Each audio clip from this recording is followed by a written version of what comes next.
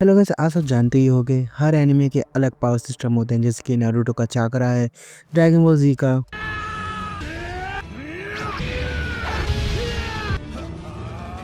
और Black Clover magics. Black Clover एक ऐसा एनिमे है जिसका पावर सिस्टम ही उसका मैजिक है। और लेकिन मैजिक यानी कि जादू। जादू भी कई तरीके के होते हैं, चलो उन तरीकों को जानते हैं। तो सबसे पहला मैजिक है एंटी मैजिक, जो कि मैजिक होता ही नहीं है। फिर मैं बता क्यों रहा हूँ, एक्चुअली मुझे भी नहीं पता। तो पूरे ब्लैक क्लोवर सीरीज के अंदर एंटी मैजिक सिर्फ आस्था और लिफ्ट यूज करते हैं। इस मैजिक के यूज से यूजर अपने अपोनेंट के मैजिक को नलिफाई कर, जो कि बहुत बड़ा एडवांटेज होता है यूजर के लिए एक मैजिकल वर्ल्ड के अंदर।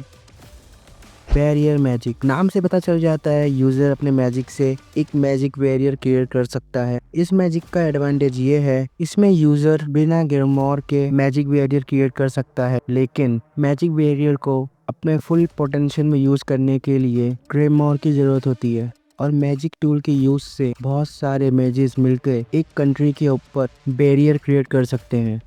कम्युनिकेशन मैजिक आज के ज़माने की वीडियो कॉल की तरह है। इसमें यूज़र अपने आवाज़ और फोटो को एक जगह से दूसरी जगह ट्रांसफर कर सकता है, और हमने सीरीज में मास को इसको यूज़ करते हुए देखा। इस मैजिक को भी अपने फुल पोटेंशियल में यूज़ करने के लिए ग्रीमोर की जरूरत पड़ती है, और जो इस मैजिक को यूज नहीं कर सकते उन लोगों के लिए कम्युनिकेशन मैजिकल टूल्स हैं, जिससे वो किसी को भी वीडियो कॉल कर सकते हैं। जैसे कि हम मैजिक नाइट्स को देखते हैं। और इस मैजिक का एक एडवांटेज ये भी है कि यूज़र किसी दूसरे की याददाश्त में देख सकता है। अगर ये मैजिक मुझे मिल जाए, मैं पहले जाके अपने दोस्तों का दिमाग चेक करूँगा। विशुद्ध चूतिया लड़के हो तुम, चुप रहो।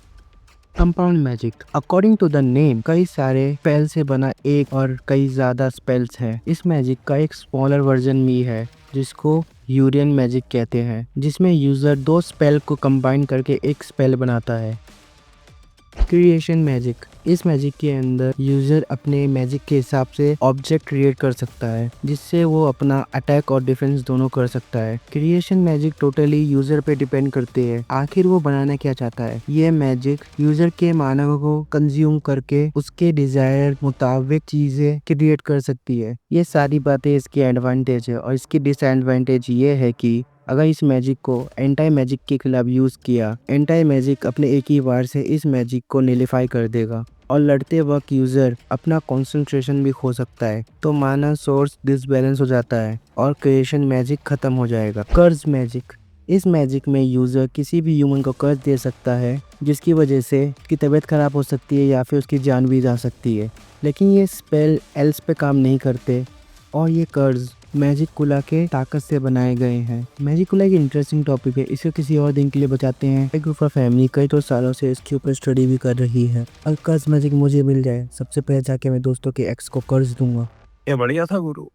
फॉरबिडन मैजिक, ऐसे कुछ मैजिक स्पेल जो अपनी पावर डायरेक्ट अंडरवर्ल्ड से लेते हैं। फॉरबिडन मैजिक में यूज हुए स्पेल नेगेटिव माना का इस्तेमाल करते हैं, एक सिनेस्टर माना जो डायरेक्ट अंडरवर्ल्ड से आता है। फॉरबिडन मैजिक नॉर्मल मैजिक से कई गुना ज्यादा पावरफुल होता है। जैसे कि हीलिंग मैजिक से शरीर के कोई भी कटे हुए पार्ट जुड़ नहीं सकते, लेकिन फॉरबिडन मैजिक में शरीर के आधे हिस्से को रीजनरेट तक किया जा सकता है। फॉरबिडन मैजिक से दिए हुए कर्ज को भी ब्रेक करना नामुमकिन होता है। और फॉरबिडन मैजिक का यूज जैगरेट ने बहुत अच्छी तरह से किया था, जिस वजह से हम लोग को बहुत अच्छा आर्क भी देखने के लिए मिला था। और जैसे कि हमें पता है मैजिक स्टोन के कनेक्शन अंडरवर्ल्ड से हैं, तो इसकी मदद से यूजर अपने फॉरबिडन मैजिक को एम्पलीफाई भी कर सकता है। जबकि डेविल अंडरवर्ल्ड से ही आते हैं, तो उनके द्वारा कास्ट किए हुए स्पेल को भी फॉरबिडन मैजिक ही माना जाएगा।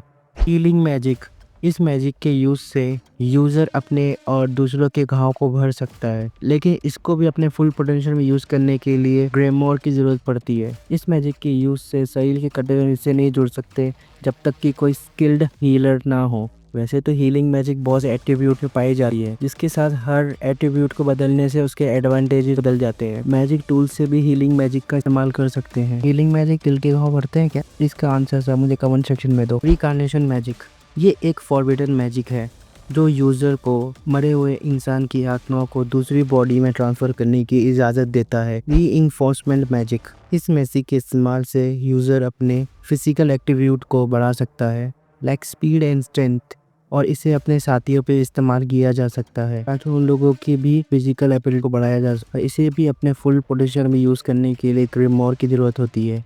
रीस्टेलिंग मैजिक, इस मैजिक के इस्तेमाल से यूज़र अपने ओपोनेंट को कैद कर सकता है। वैसे तो रीस्टेलिंग मैजिक बहुत सारे एलिमेंट में पाई जाती है, तो यूज़र के हिसाब से वो दिखने में अलग भी होते हैं। इस मैजिक का एडवांटेज है अपने अपोनेंट को कैद तो कर ही सकते हैं और साथ ही में इनको ग्रिमोर यूज़ करने से रोक भी सकते हैं। सील मैजिक, इस मैजिक के इस्तेमाल से यूज़र अपने अपोनेंट को सील कर सकता है। तो फ़ायदा ये होगा अपोनेंट अपने मैजिक और माना का इस्तेमाल नहीं कर पाएगा। सील मैजिक को एंटी मैजिक नलिफाई कर सकते हैं। Spirit magic one of the most interesting magic में से एक है, क्योंकि ये one of the rarest magic है जिसमें यूजर अपने एलिमेंट के मुताबिक स्पिरिट समन करता है जो कि हमेशा उसके साथ रहता है और उनकी मदद करता है। और हर एक स्पिरिट की अपनी एक लाजवाब ताकत है, इसकी मदद से वो अपने मास्टर के पावर और स्पेल को कई गुना ज़्यादा पावरफुल बना देती है। ट्रांसफॉर्मेशन मैजिक, इस मैजिक की हेल्प से यूज़र किसी भी ह्यूमन में चेंज होता है या फिर किसी भी चीज़ को ट्रांसफॉर्म कर सकता है। अगर ये मैजिक मुझे मिल गया तो अगर ये मैजिक आप लोगों को मिल गया तो क्या करेंगे, कमेंट सेक्शन में जरूर बताइएगा।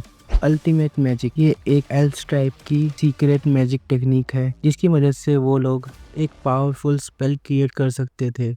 लाइट मैजिक, सीरीज के अंदर ये मैजिक मोस्ट पावरफुल मैजिक में से आता है। इस मैजिक के इस्तेमाल से यूज़र लाइट को मैनिपुलेट कर सकता है और यूज़र को इनक्रेडिबल स्पीड मिलती है। लाइट मैजिक को अपने फुल पोटेंशियल में यूज़ करने के लिए भी ग्रेमोर की ज़रूरत पड़ती है। लाइट मैजिक के इस्तेमाल से यूज़र अपने खुद को हील भी कर सकता है। डार्क मैजिक, डार्क मैजिक के इस्तेमाल से यूज़र डार्कनेस को कंट्रोल या क्रिएट भी कर सकता है। डार्क मैजिक को अपने फुल पोटेंशियल यूज़ करने के लिए भी ग्रेमोर की ज़रूरत पड़ती है।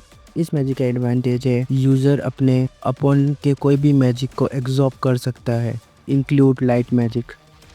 टाइम मैजिक, इस मैजिक के इस्तेमाल से यूज़र टाइम को मैनिपुलेट कर सकता है, इंक्लूड टाइम को रोक सकता है, स्पीड कर सकता है, स्लो कर सकता है, टाइम को रिवर्स भी कर सकता है। टाइम मैजिक के इस्तेमाल से यूज़र अपने ओपोनेंट के स्पेल को टाइम लूप में फंसा भी सकता है और साथ ही साथ ओपोनेंट के मूव को प्रेडिक्ट भी कर सकता है। तो गाइस आज के इतना ही।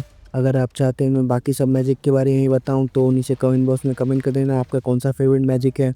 मैं नेक्स्ट वीडियो में उसको कवर कर लूँगा। अगर आपको ये वीडियो अच्छी लगी तो वीडियो को लाइक कर देना, दोस्तों के साथ शेयर कर देना और चैनल को सब्सक्राइब जरूर कर देना।